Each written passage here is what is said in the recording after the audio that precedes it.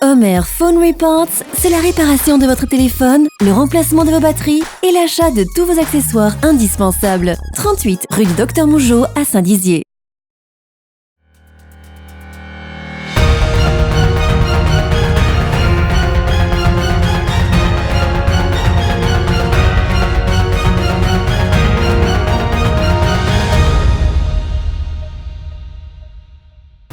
Bonsoir à tous, nous sommes le vendredi 22 novembre, bienvenue à vous pour cette édition. Voici les titres de ce soir. Le ministre de l'Intérieur, Christophe Castaner, et Marlène Schiappa, secrétaire d'État chargée de l'égalité entre les femmes et les hommes, étaient à Chaumont aujourd'hui. Nous reviendrons sur cette visite. Depuis octobre, la CAF et la Maison des adolescents de la Meuse organisent des ateliers à destination des parents désireux de trouver des réponses à leurs questions. Nous vous ferons aussi redécouvrir un métier en pleine mutation, celui de pharmacien.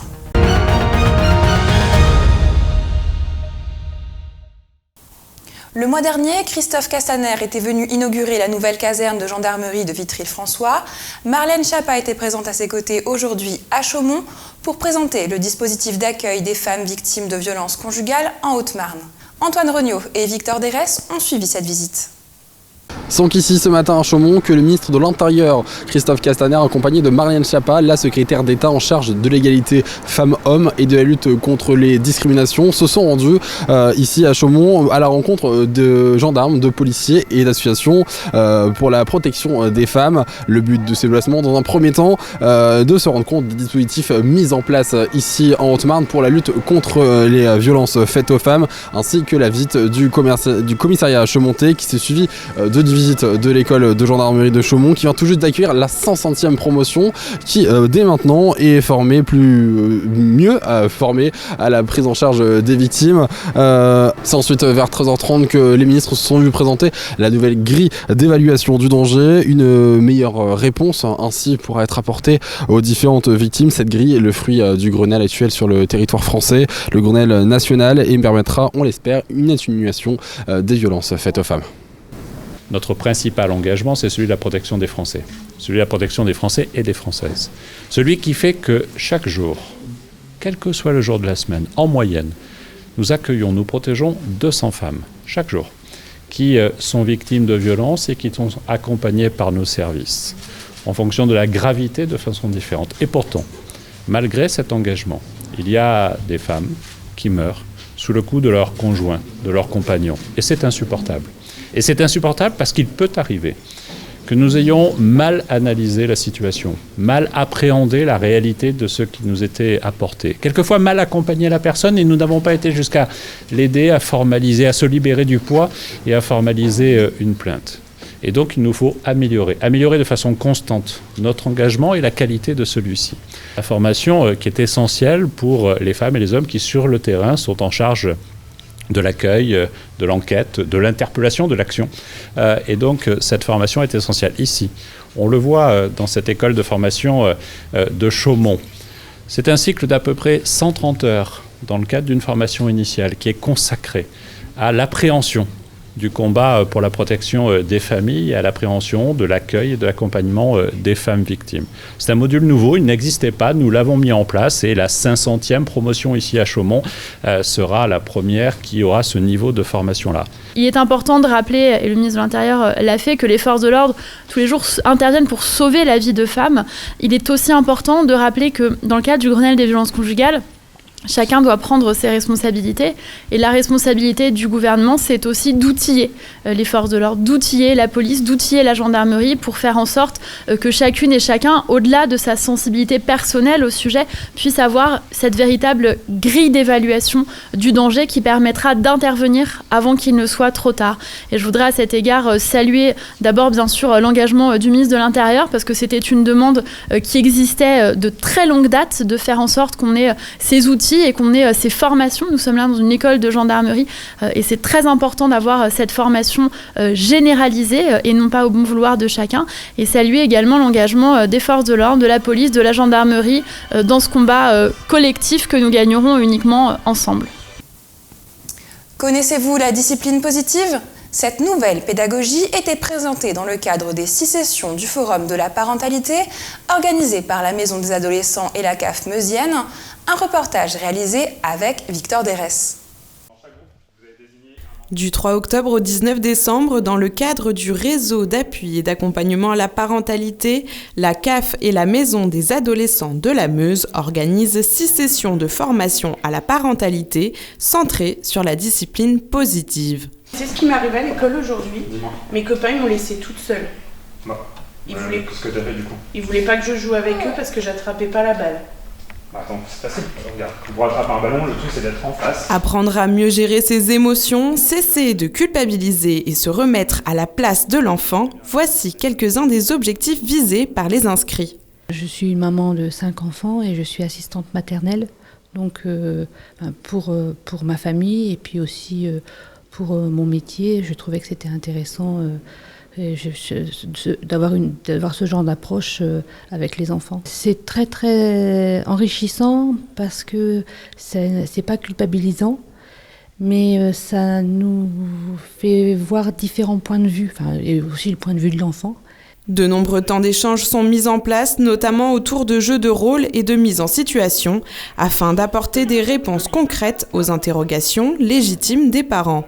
Des professionnels qui veulent un peu trouver des nouveaux outils dans leur pratique, on a des parents évidemment, on a aussi des personnes qui sont juste curieux de voir ce que ça peut être la discipline positive parce que le nom intrigue. Donc vraiment on essaie aussi de maintenir la mixité dans les profils parce que c'est ce qui fait la richesse des groupes en fait. Les participants semblent s'être rapidement familiarisés avec le schéma des séances. On a un peu un profil type des séances, c'est-à-dire qu'il y a toujours un petit moment d'accueil, on revient sur les 15 jours qui sont écoulés entre les 2 ateliers. Ensuite, on fait une petite activité de démarrage, comme vous avez pu voir tout à l'heure. Et après, on attaque en fait des activités qui sont en lien avec le chapitre que les participants ont lu ou non. Après, c'est pas très grave, puisqu'on fait finalement, on va revoir un peu tout ça dans l'atelier. Puis on va essayer de mettre un peu en scène les choses, faire appel au ressenti des parents dans leur mise en situation ou dans leur quotidien.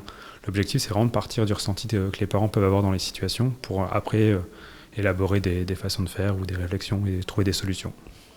Les résultats à la maison sont pour certains d'ores et déjà perceptibles. Maison, en fait, avec mes enfants, j'ai eu plusieurs exemples où je me suis dit tiens, oui, ça on en a parlé et je vais plutôt que de leur dire ça, je vais essayer de leur dire ça et j'ai vu vraiment que ça marche en fait.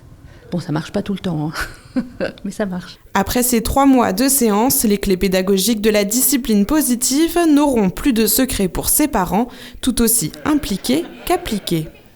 Au niveau des attentes, je pense que les parents ils recherchent beaucoup d'outils pour essayer d'être un peu des meilleurs parents, comme ils disent, même si c'est pas le but. Et finalement, ils s'aperçoivent dans un premier temps, ils n'ont pas forcément beaucoup plus d'outils après la formation. Mais par contre, ils arrivent à mettre énormément de sens dans ce qui se faisait déjà. La plupart du temps, les parents me disent « mais ça, je me le mets déjà en place, mais ça ne fonctionne pas ». Finalement, on s'aperçoit que quand on met du sens dans ce qu'on faisait déjà, le résultat est différent. Il reste encore des places pour les 2 prochaines sessions, organisées les 5 et 19 décembre prochains. De quoi en apprendre davantage sur cette notion tout aussi complexe que passionnante qu'est la parentalité. Les nouvelles technologies, la problématique de la désertification des territoires, voici autant de facteurs qui ont un impact sur un métier indispensable à bon nombre de Français, celui de pharmacien. Julien Carré et Nicolas Fontaine vous emmènent dans les coulisses de nos pharmacies. C'est un acteur majeur dans la distribution de produits et services de santé. Il s'agit bien évidemment du pharmacien, mais aujourd'hui, il ne se cantonne plus à cette distribution. En effet, ces derniers temps, le rôle du pharmacien a fait parler de lui pour cause la vaccination dans les officines. En effet, depuis le 15 octobre dernier, début de la campagne de vaccination, les pharmaciens peuvent désormais vacciner, mais attention, certains patients n'y ont pas le droit. Toutes les personnes ne peuvent pas se faire vacciner. On n'a pas le droit de vacciner tout le monde. Seulement les personnes qui reçoivent un bon de la sécurité sociale, en fait, et de plus de 18 ans. Voilà, les enfants n'ont pas le droit. Et certaines personnes qui n'ont pas de bon, comme des femmes enceintes, ou alors l'entourage de bébés de moins de 6 mois à risque, ou les personnes immunodéprimées, voilà.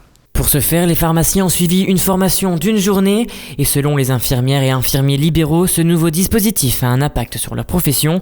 Cependant, nous en avons contacté et ils n'ont pas souhaité s'exprimer, alors que pour Hélène, pharmacien depuis une vingtaine d'années, il n'est nullement question de concurrence. On a pris le parti de ne pas proposer aux clients en disant on peut vous vacciner. On attend toujours que ce soit eux qui nous posent la question si on peut vacciner. Dans ce cas-là, on le fait. Et on n'oblige pas du tout. Voilà, ils sont libres d'aller voir le médecin, l'infirmière. C'est eux qui choisissent en fait.